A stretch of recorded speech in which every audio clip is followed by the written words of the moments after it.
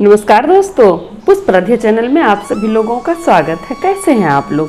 चलिए आज आप लोगों को फिर से एक नई कथा सुनाते हैं। दोस्तों आज की कथा बहुत सुंदर है, इससे बहुत कुछ सीखने को भी मिलेगा। कथा शुरू से अंत तक सुनिएगा। अच्छा लगेगा तो मेरे वीडियो को लाइक कर दीजिएगा, शेयर कीजिएगा और कमेंट बॉक्स में जय महादेव जरूर लिखिएगा, क्योंकि भगवान जी का नाम बोलने से लिखने से सब दुख दूर होता है।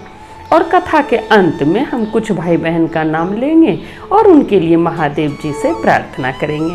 तो चलिए ज़्यादा बात नहीं करते हुए ये सुंदर सी कथा शुरू करते हैं।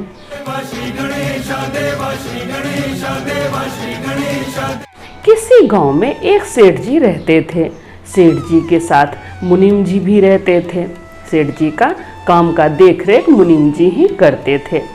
सेठ जी बहुत ही दयालु स्वभाव के थे। वो भगवान जी के भक्त थे, महादेव के भक्त थे, उनका शिष्य बने थे और फिर वो दूसरों की खूब मदद करते थे। सेठ जी हमेशा गरीब की मदद करते थे और सेठ जी के कारोबार का देखरेख मुनीम जी ही किया करते थे। एक बार सेठ जी को सुबह सुबह ही मुनीम जी का जरूरत पड़ गया। मुनीम जी से कुछ जानना था तो मुनीम जी तो आए नहीं थे, वो अपने घर पे थे। तो सेठ जी चले गए उसी के घर पे, मुनीम जी के घर पे ही चले गए। तब सेठ जी मुनीम जी का फाटक खटखटाए तो मुनीम जी बाहर निकले और सेठ जी को अंदर ले गए और अंदर में बैठाए सेठ जी को। फिर सेठ जी से मुनीम जी कहते हैं कि सेठ जी आप यहाँ पर बैठिए, हम अपनी पत्नी से कह के आते हैं कि वो आपके लिए चाय बना दे। वैसे आप कभी आते नहीं हैं मेरे घर, आज आए हैं तो चाय पी के जाइएगा। तो सेठ जी मना नहीं कर पाए, बोले ठीक है जाओ बोल दो। अब मुनीम जी चले गए अपनी पत्नी को चाय के लिए बोलने के लिए। तभी सेठ जी क्या सुनते हैं, बगल के कमरे से एक औरत बोल रही है कि बुढ़िया जमीन पे पैर मत रखना, जमीन पर अभी तुरंत हम पोछा लगाए हैं, जमीन गिल्ला है, तुम पैर रखेगी तो पैर का दाग आ जाएगा, इसलिए पैर ऊपर ही रखना। अब जैसे सेठ जी ये बात सुने उनको अच्छा नहीं लगा। वो सोचने लगे कि अंदर कौन होगी, मुनीम जी की माँ ही होगी। पोछा तो नौकरानी लगा रही है। सेठ जी का नज़र नौकरानी पे पड़ गया। वही कह रही थी मुनीम जी के माँ से कि बुढ़िया जमीन पर पैर मत रखना, अभी तुरंत पोछा लगाए हैं, नहीं तो पैर का दाग आ जाएगा। सेठ जी को बहुत बुरा लगा। जब मुनीम जी चाय बोलकर आए अपनी पत्नी को और बैठे सेठ जी के पास, तब सेठ जी मुनीम जी से कहते हैं कि वो बगल वाले कमरे में कौन रहती है। तब मुनीम जी बोले कि वहाँ मेरी माँ रहती है। तब सेठ जी बोले कि हम तुम्हारी माँ से मिलना चाहते हैं। फिर मुनीम जी कहते हैं कि सेठ जी अभी तुरंत घर में पोछा लगा है, आप अगर चल के जाइएगा तो पैर का दाग आ जाएगा, इसलिए कुछ देर रुक जाइए, जमीन सूखने दीजिए, फिर आप मेरी माँ से मिल लीजिएगा। अब सेठ जी को जैसे मुनीम जी मना किया, सेठ जी खड़ा हो गए। सेठ जी को थोड़ा गुस्सा आ गया और सेठ जी खड़े हो गए और सीधे कमरा में चले गए, उसकी माँ के कमरा में चले गए। जब पैर का दाग सेठ जी का आ गया तो फिर मुनीम जी अपनी नौकरानी से कहते हैं कि रेखा जरा यहाँ पर भी पोछा लगा दो। नौकरानी का नाम रेखा था। तो फिर मुनीम जी कहते हैं कि रेखा जरा यहाँ पर पोछा लगा दो, यहाँ पर पैर का दाग आ गया है। फिर सेठ जी ये देख लिए और सुन भी लिए, ये बात मुनीम जी का सुन लिए। फिर सेठ जी बूढ़ी अम्मा के पास गए, वहाँ अम्मा को प्रणाम किए पैर छूकर और अम्मा से बोले कि माँ जी चलिए बाहर हम लोग साथ बैठकर ही चाय पिएंगे, आप चाय पी ली है? तो बूढ़ी अम्मा बोली कि नहीं बेटा, अभी हम चाय नहीं पिए हैं। तो सेठ जी बोले कि चलिए बाहर, मेरा भी चाय आ रहा है, वहीं पर बैठ के चाय पिएंगे सब मिलके। फिर बूढ़ी अम्मा बोलती है कि नहीं, अभी हम जमीन पर पैर कैसे रखेंगे, हम अगर पैर रखेंगे तो जमीन गंदा हो जाएगा, पैर का दाग आ जाएगा, अभी जमीन गिल्ला है।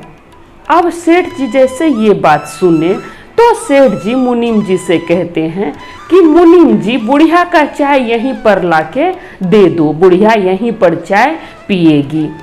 अब मुनीम जी को बड़ा खराब लगा, सेठ जी के मुंह से बुढ़िया सुन के मुनीम जी को बड़ा खराब लगा। तब मुनीम जी कहते हैं कि सेठ जी आप मेरी माँ को बुढ़िया क्यों कह रहे हैं। तब सेठ जी मुस्कुराते हुए बोले कि तुम लोग भी तो बुढ़िया ही कहते हो ना, हमको लगा तुम लोग प्रेम से अपनी माँ को बुढ़िया कहते हो, क्योंकि ये जो नौकरानी है तुम्हारी ये कह रही थी कि बुढ़िया जमीन पर पैर मत रखना, जमीन गंदा हो जाएगा।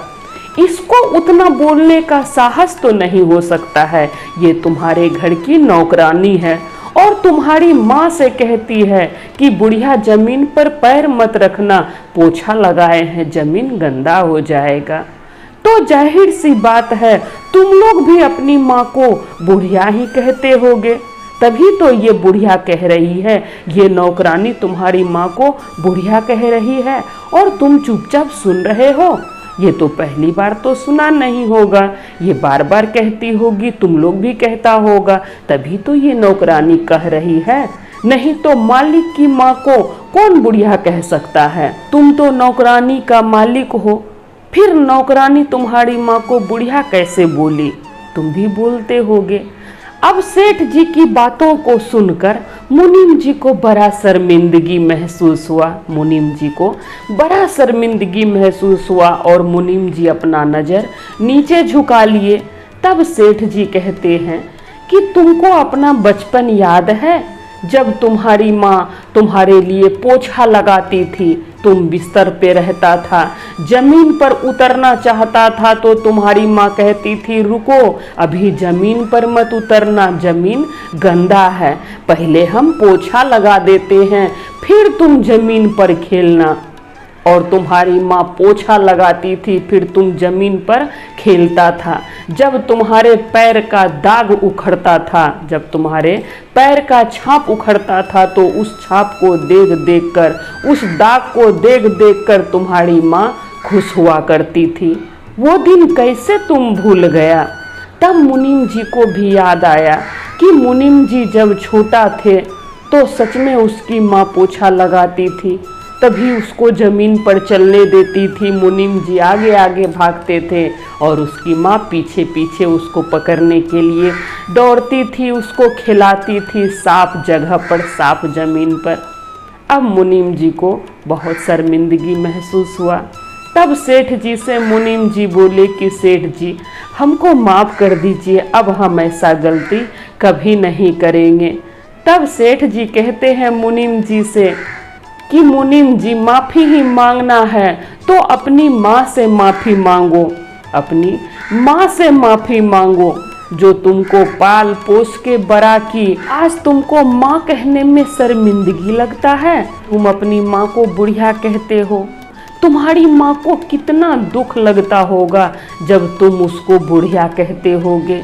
माने कि तुम प्यार से ही कहते होगे, लेकिन माँ को माँ कहने में कौन सा शर्म, कौन सा लाज। बेटे को माँ कहने में लाज लगता है, ऐसा कहीं होता है। अपनी माँ को माँ कहो, क्योंकि यही माँ तुमको पाल पोस के बड़ा की है और इस लायक बनाई है कि तुम अच्छा जीवन जी रहे हो। माफ़ी ही मांगना है तो अपनी माँ से माफ़ी मांगो। तो मुनीम जी अपनी माँ के चरणों में गिर के प्रणाम किया और माँ का पैर पकड़ के माफ़ी मांगने लगा कि माँ हमको माफ़ कर दो, अब ऐसा गलती कभी नहीं होगा। फिर मुनीम जी अपनी माँ को ले गए हॉल में और वहीं पर बैठकर सेठ जी के साथ मिलकर चाय पिए अपनी माँ के साथ। अब मुनीम जी की माँ पूरा खुश थी, ये सब देखकर सुनकर पूरा खुश थी। अब मुनीम जी की माँ का बुढ़ापा अच्छे से कटने लगा। अब मुनीम जी अपनी माँ को माँ कहते थे, ना कि बुढ़िया कहते थे। दोस्तों, अपनी माँ का कभी भी अपमान नहीं करना चाहिए, अपनी माँ का हमेशा आदर करना चाहिए। देखिए, माँ ही होती है जो कि अपने बच्चे के लिए सब कुछ निछावर करती है, अपना सुख छोड़कर अपने बच्चे का सुख देखती है। वो माँ ही होती है।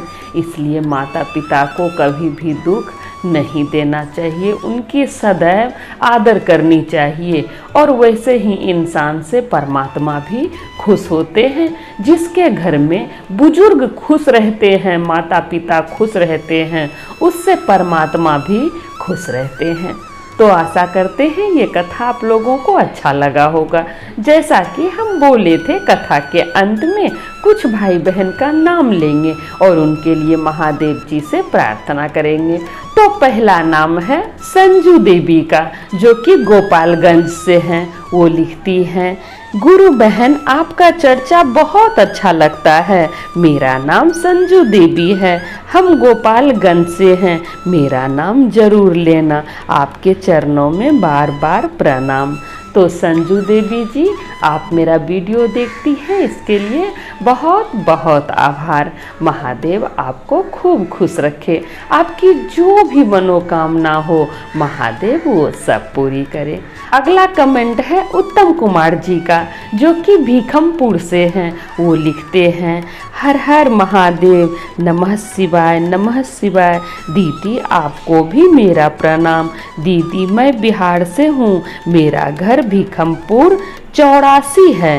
दीदी मेरा नाम उत्तम और पापा का नाम संतोष सिंह और मम्मी का नाम रेखा देवी है। दीदी मेरे बचपन से सपना है कि मैं फौज में जाऊं। शिव गुरु के दया से नौकरी लग जाता तो बहुत अच्छा रहता। एक बार शिव गुरु से दया मांग दीजिए। और आपका कथा हम लोग को बहुत अच्छा लगता है, आप बहुत अच्छा कथा बोलती हैं। जय महादेव, हर हर महादेव। तो उत्तम जी, हम आपके लिए महादेव जी से जरूर प्रार्थना करेंगे कि आपकी जो भी मनोकामना है महादेव वो सब पूरी करे। आप फौज में जाना चाहते हैं, मेहनत कीजिए, आपको सफलता जरूर मिलेगा। कहता है कि मेहनत करने वालों की कभी हार नहीं होती है। अगर आप जाना चाहते हैं तो आप मेहनत कीजिए, सफलता जरूर मिलेगा। हमको पूरा विश्वास है शिव गुरु आपकी प्रार्थना जरूर सुनेंगे। महादेव आपके पूरे परिवार पर अपनी कृपा दृष्टि बनाए रखे। आप लोग खूब खुश रहिए। आप लोगों की जो भी मनोकामना है महादेव वो सब पूरी करे। तो जिस भी भाई बहन का नाम हम इस वीडियो में नहीं लिए हैं, अगले वीडियो में जरूर लेंगे। तो सब बोलिए जय महादेव, हर हर महादेव, माता पार्वती की जय।